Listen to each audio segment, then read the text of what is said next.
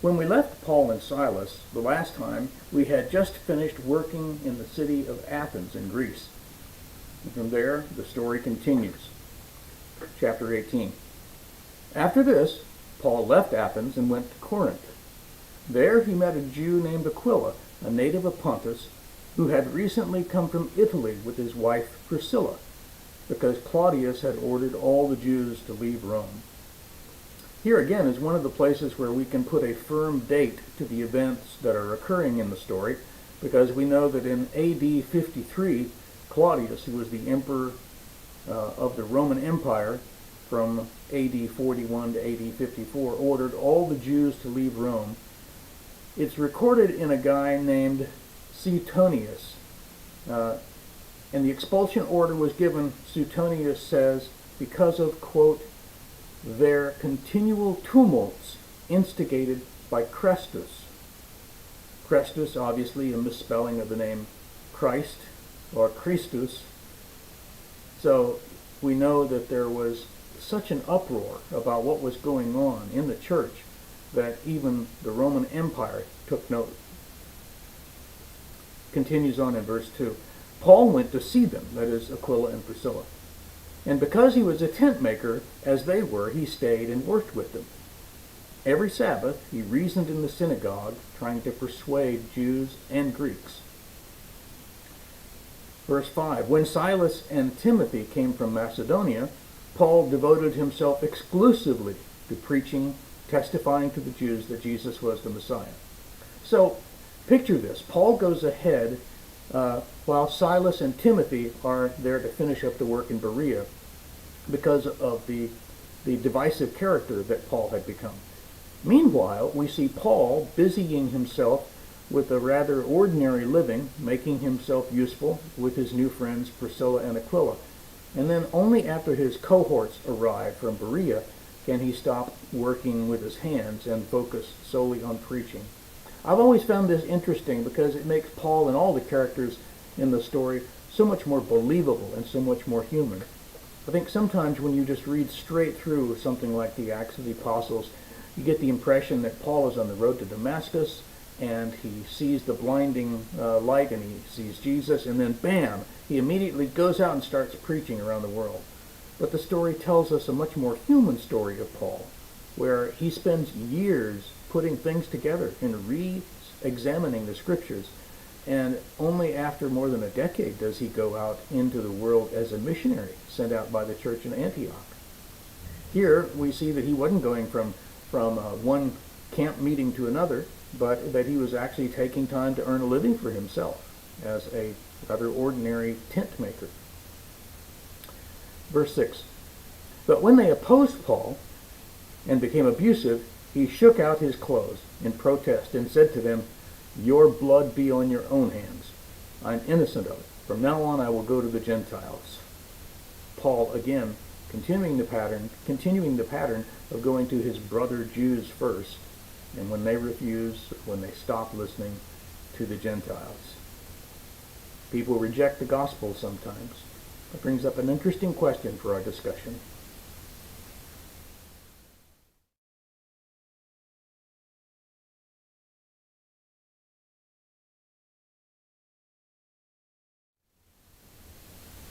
Verse 7. Then Paul left the synagogue and went next door to the house of Titius Justus, a worshiper of God. Crispus, the synagogue leader, and his entire household believed in the Lord, and many of the Corinthians who heard Paul believed and were baptized. Pause there for a second. Titius Justus, a Roman name, and therefore a Gentile name. So Paul leaves the synagogue after telling them he's done with the Jews, he's going to go to the Gentiles. He goes right next door to a Gentile worshiper of God. Now, in this city of Corinth, surely we've all heard about some of the stories about what Corinth was like. The immorality in the city was renowned, even in antiquity, when many cities were immoral. It was often associated with the cult of Aphrodite. In fact, the first century historian Strabo claims that the temple, the Aphrodite's temple in Corinth, boasted over 1,000 prostitutes, men and women. There was a proverb that said, "Not for every man is the voyage to Corinth," simply because it was a very expensive place too, very cosmopolitan, and they considered themselves worldly, let's say, Epicureans of philosophy, and they had a population of about 80,000 to 100,000. It was a Roman colony, and it was the seat of the Roman government for the entire province of Asia. It was a metropolitan city, and they thought of themselves as very sophisticated. Verse 9. One night the Lord spoke to Paul in a vision. "Do not be afraid. Keep on speaking. Do not be silent. For I am with you, and no one is going to attack and harm you, because I have many people in this city." And so Paul stayed in Corinth for a year and a half, teaching them the Word of God. I want you to notice the present tense of what's happening here. Jesus appears to him and tells him not to be afraid. He says, "I am with you." Many people are in this city. The Spirit of Jesus, alive and active and working through the messengers that he has sent into the world, including Paul. An interesting time for Paul to get encouragement in the middle of a very discouraging situation.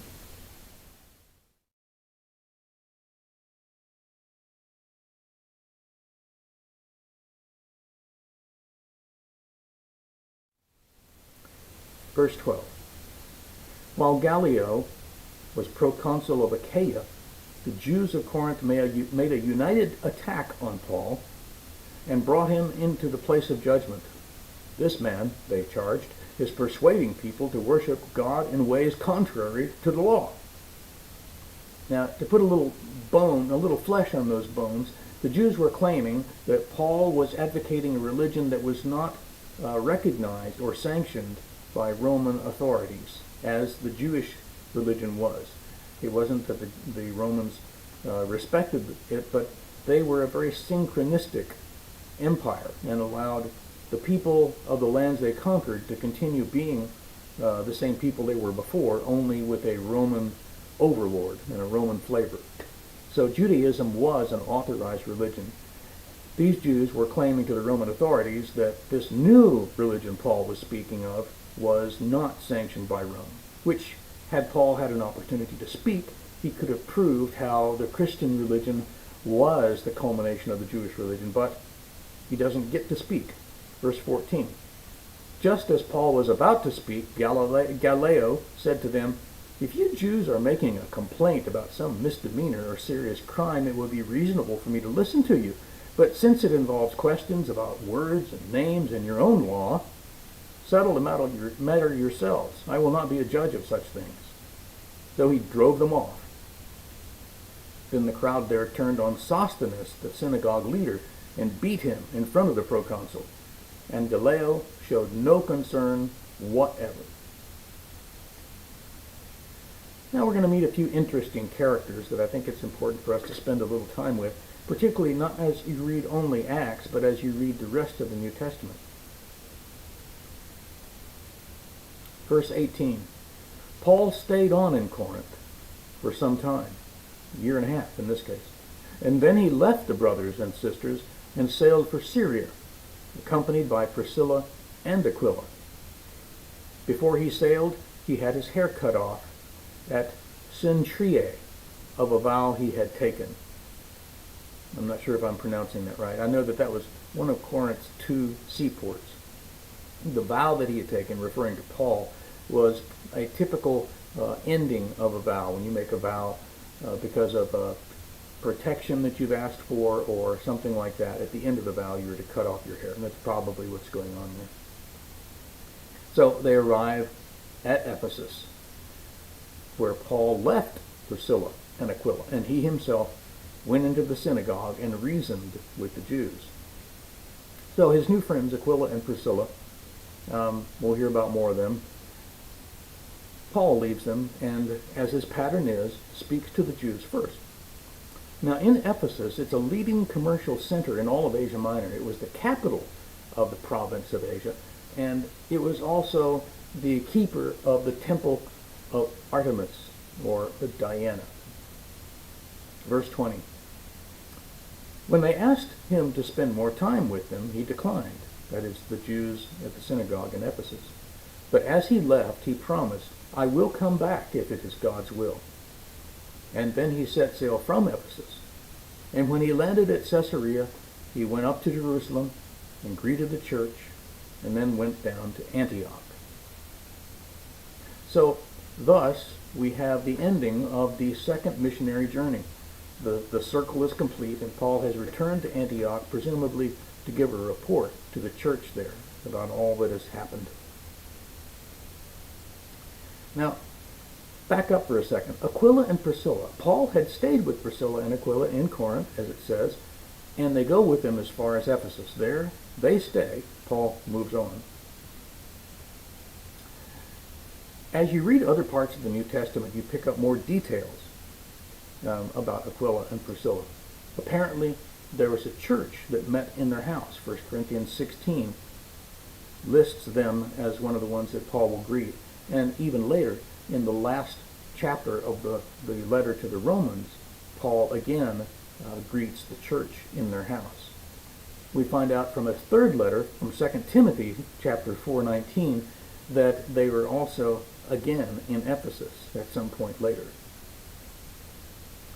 So, to finish up this chapter, verse 23 says, after spending some time in Antioch, Paul set out from there and traveled from place to place throughout the region of Galatia and Phrygia, strengthening all the disciples. Now, that may not be a missionary journey per se, but it certainly is a journey. Even though he's not establishing new churches, he's strengthening old churches as well. Now, here's another character that I want us to learn more about. Again, not only for the Acts of the Apostles letter, but also for all the New Testament letters.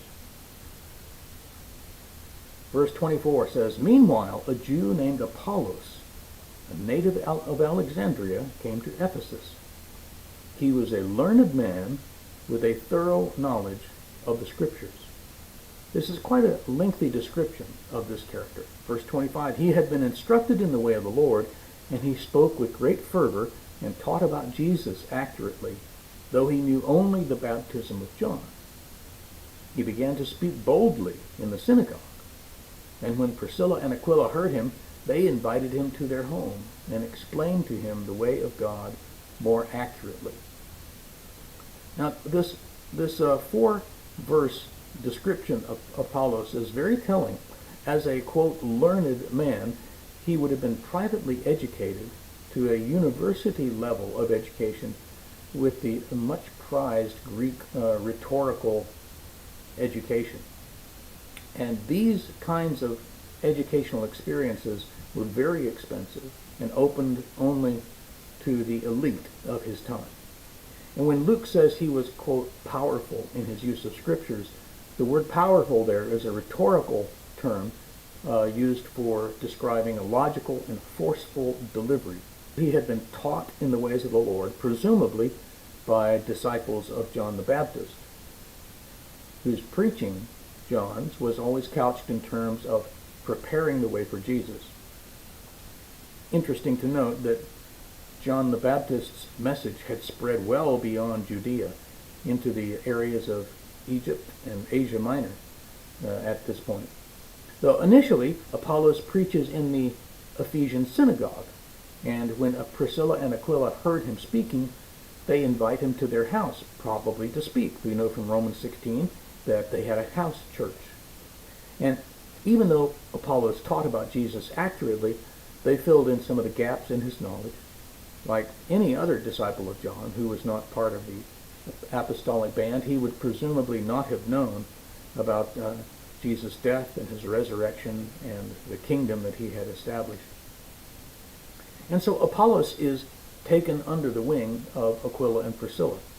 And after he is more fully taught the way of the Lord and understands how to preach Jesus, he expresses a desire to go towards Corinth, that is in Achaia. and the Ephesian church apparently encourages him to go. So they write a letter of commendation to the Corinthian church, asking them to receive him. So Apollos goes to Corinth, and there he strengthens the Corinthian church immeasurably and helps in discussing with the Jews who had brought a criminal case against Paul before the governor Gallio. He remains in Corinth for some time, engaging in a very effective ministry there. But those converted under his ministry subsequently saw themselves in a secular term as belonging to him when divisions arose after he had left Corinth to return to Ephesus. Now this we learn from 1 Corinthians, the first 4 chapters, where his name is drawn into this rather unhappy discussion where the Corinthians issued an invitation for him to come in preference to Paul to return to work there, even though Paul had spent over a year and a half there working in his own ministry. It's in 1 Corinthians 16 where it says, "Now about our brother Apollo," this is Paul writing, "I strongly urged him to go to you with the brothers.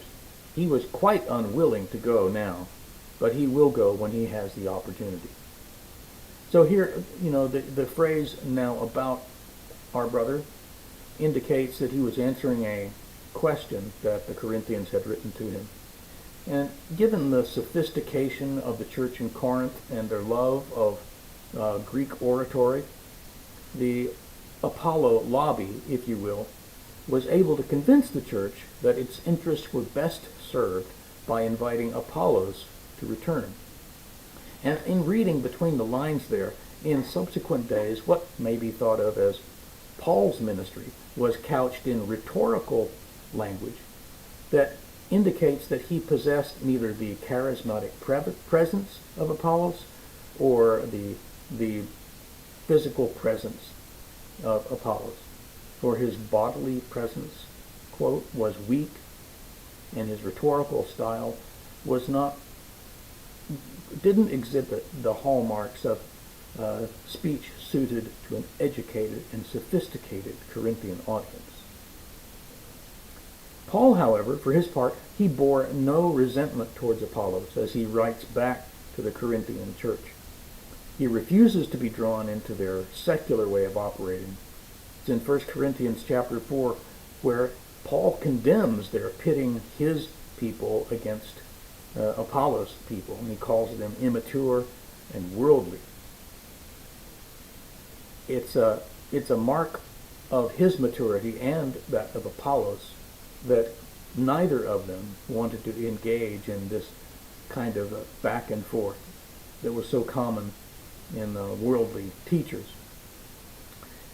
The text in 1 Corinthians 16 indicates that Apollos refused the invitation to return, having judged that it was not the will of God for him to respond immediately to their request, although he might feel it was right to respond at a later stage. To finish up with Apollos, we hear about him one more time, about 10 years later. It's when Paul is writing to Titus after Paul's first release from Roman prison in the early 60s AD.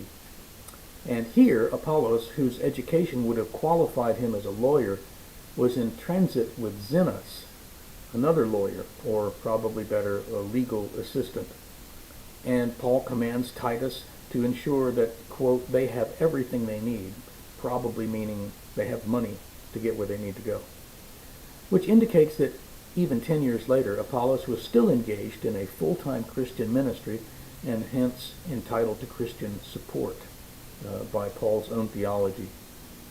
You think about it, while Apollos could have secured great wealth and lived quite well with his education and his ability to speak, he chose to use it for the sake of Christ and his kingdom, and in doing so contributes greatly to our understanding of the first century church.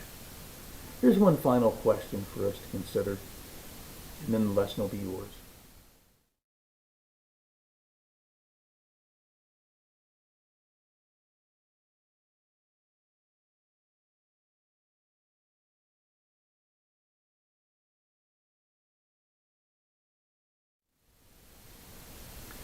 Well, that finishes our lesson for today. And if you will, read ahead to the next couple of chapters. We're going to look at the third missionary journey next week. May God bless you as you use your gifts and your talents for Him this week. I'll see you next week.